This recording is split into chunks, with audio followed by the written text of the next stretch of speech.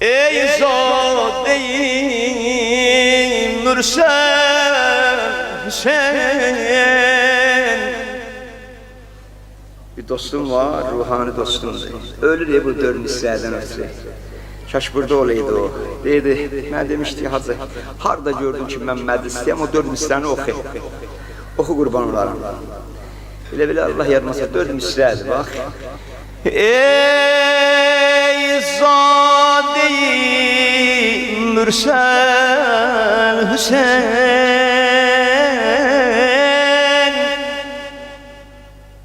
yakınlaşıp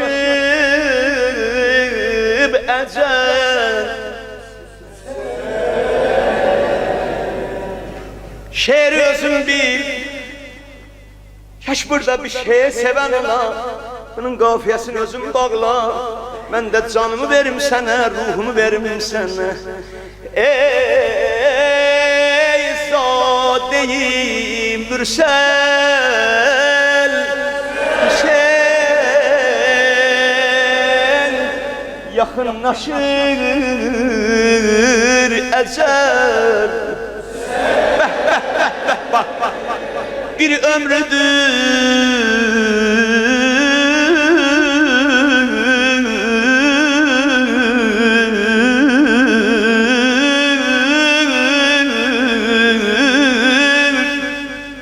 bilmirəm səndə neçədir? Dünən mənim 39 yaşım tamam oldu. 9 yaşımdan Allah şahidi bir qapı deyim, 30 il deyim Hüseyin qapısını deyim. 30 il. 9 yaşım vardı, ey ciyəri qana dönən ya Hüseyin, Əkbərin o kamilən ya Hüseyin, bunu oxuyur. Üzmə tük çıxmamışdı. Dünən oldu 39. 30 ildir bu qapı deyim. Allah bu qapıda İmam Hüseyin xatirinə bizim abrımızı aparanların abrını aparsın. Allah izzətinizi günü-gündən izzət eləsin. Bax, bir ömrüdür mən gəlmişəm. Yadından çıxmadı bunun qafiyəsi. O bir əvvəldən oxuyayım, bax. Ey Zade-i Mürsel Hüseyin,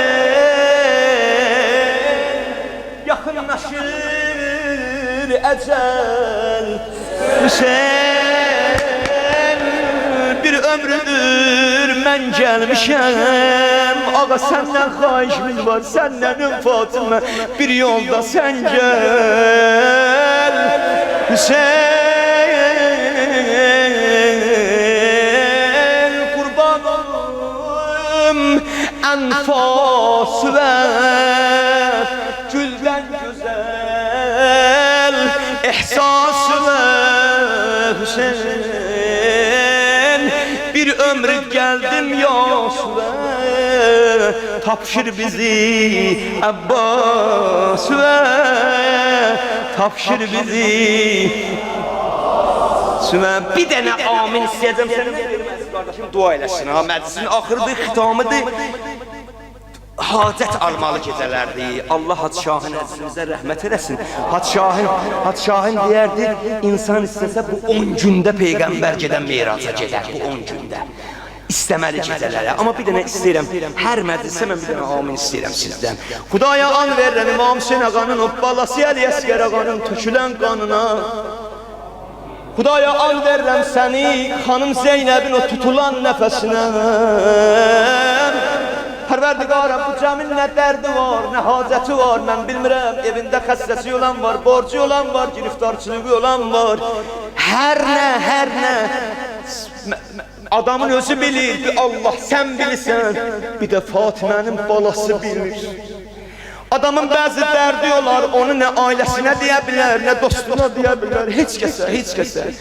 Güdər, günləri sayar, məhərrəm gələr, üzün qoyar küydə divara, görərsən yana ağlayar. Deyər Hüseyin, sən bilirsən mənim dərdim nədir, sən bilirsən mənim adətim nədir. Xudaya an verirəm İmam Hüseyin ağanın ehtiramına, heç kəsi bu cəmi, bu xanımları, çöldə dayananları, buradakı cavanları, ağsaqqalları, heç birimizi bu məsciddən əli boş yola salma.